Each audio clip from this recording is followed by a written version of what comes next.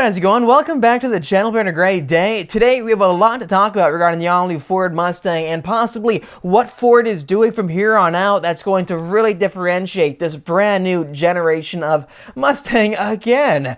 Now, seeing all the variants that they just revealed a few days ago, that being the EcoBoost, the GT, and the Dark Horse Mustang, pretty cool name, if you ask me. Now, if you haven't seen our full engineering breakdown video of the Dark Horse, make sure to check it out. I'll have it linked on top of the screen because look at the thumbnail of the video. I'm not going to say what it is, but in the corner of the thumbnail, please let me know, what do you think of this gag? Or could it be where Ford got the name, the inspiration to make Dark Horse? I don't know. Just check out the thumbnail to our video because it's an interesting topic. Anyways, back to the point of this video. With Ford introducing a brand new nameplate into the Mustang segment, what could this mean for the future? Now, if you really look into it, the last time they introduced a brand new car, it was back in 2000, was it? For the Bullitt Mustang, a new nameplate to go alongside the other SVT Cobras or Shelby vehicles of the time. And they continue to remake another Bullitt for each generation, right? What if Ford is going down the route of Dodge or other really cool hot performance muscle cars coming out? Because when you look at the Charger or the Challenger and then you see the names that Dodge is coming up with, like for example the Jailbreak or the Hellcat or the Red Eye, the Demon, the Trackhawk for their big Jeep, right? Those are really cool names. They're brand new and they're relatable to the younger generation, the younger audience. Here's what I have to explain to all of you. Being a younger guy myself, when I ask other younger people at college or elsewhere who are into cars, they tell me, the first thing they tell me is that they love Teslas. Those are their favorite vehicles. And I go, would you rather have a Porsche or a Tesla though? And they go, Tesla, Tesla, Tesla.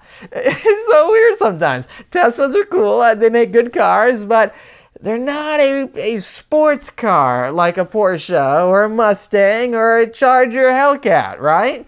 And then when I do talk to them about the muscle car segment of gas vehicles with big V8s, what muscle car do they gravitate towards the most? Is it the GT 350R? Is it the GT 500 carbon fiber track pack? Or is it the SS? No. It is actually the Hellcats, the Red Eyes, the Demons, the Jailbreaks.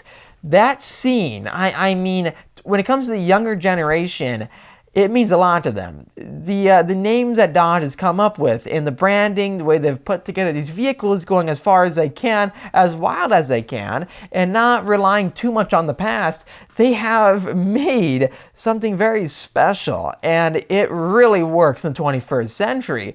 What Ford is doing here, I think they're trying to go down the route of Dodge with making new, catchy performance vehicles, where a lot of it comes from the marketing team, the marketing department, right? Let's make something new that can be fresh and garner a lot of excitement. That's what this, can I get it? That vehicle is right there, the Dark Horse. It's always been, again, the SVT Cobras, the Shelbys, those vehicles where everyone is used to them. There's a lot of Shelbys on the road, let's be honest. What if Ford is going to continue down this route of not relying too much on the past, but trying to be original and really market towards the younger generation as well? Because as I mentioned prior to this, most younger people don't really understand the heritage behind the name Shelby. And one big misconception I hear all the time, is that, okay, so Shelby built your GT 500 carbon fiber track pack or handling pack, or Shelby built your Ford Mustang GT 350. It's not really like that. Let me explain to you exactly what happens when it comes to the whole pricing and the entire development of these new Shelby Ford Mustangs. There's two categories. It's kind of hard to follow sometimes, but if you are familiar with the Mustang scene, then you know exactly what I'm talking about. First of which is that there are Shelbys, right? Shelby American vehicles. Make sure you remember that, Shelby American. And then there are Ford Shelby vehicles. The Ford Shelby vehicles are built and completely engineered, designed, tested by Ford Performance. They are built in Flat Rock, Michigan, and the only involvement Shelby really has when it comes to the development of it that we know of is that their name goes on it because Ford is paying licensing fees to use their name to correlate back to the heritage of the past, whereas when Carroll Shelby worked with Ford, he helped them make a sporty, non-secretary Ford Mustang. And it was iconic back in the day, and those vehicles are going for a lot of money.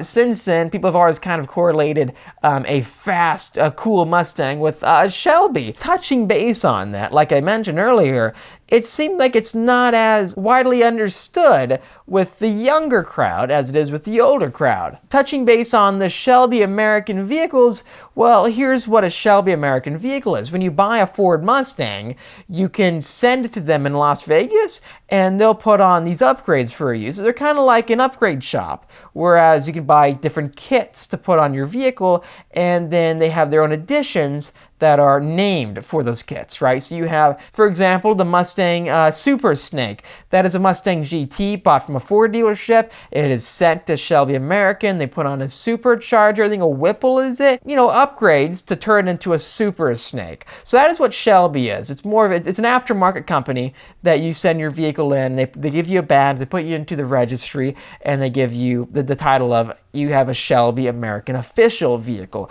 Two completely different companies. Ford is paying Shelby American to have their name put on their vehicle.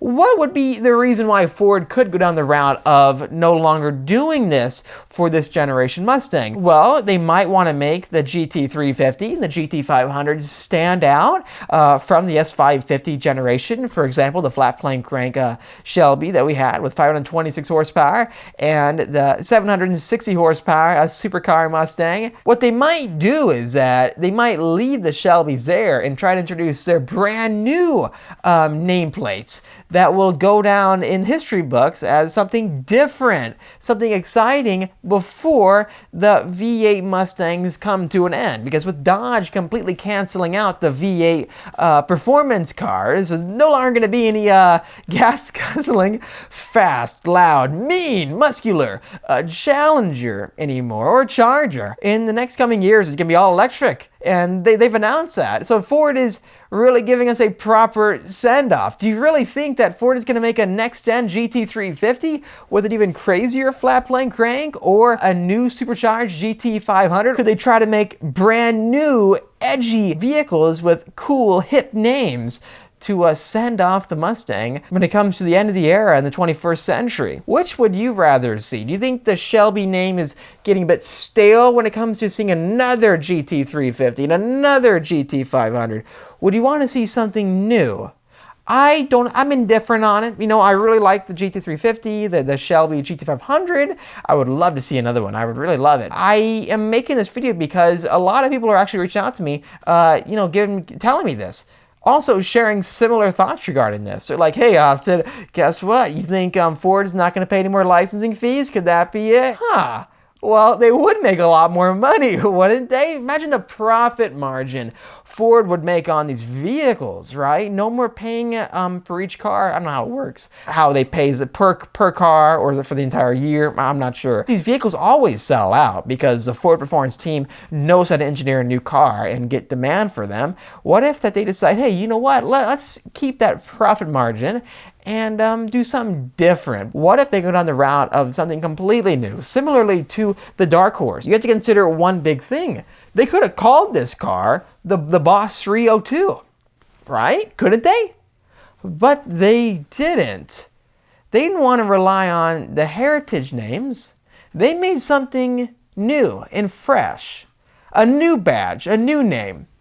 Could they be doing this for the future cars to come? Sharing the news as always. We keep it real here on the channel. A lot of my friends are thinking this. It's getting me thinking. I want to ask you, what do you think? Could this be possible? Could this be what's happening? If you enjoyed this video, make sure to hit that like button. It really does help me out. And subscribe for much more great content coming out your way. I'll see all of you in the next episode.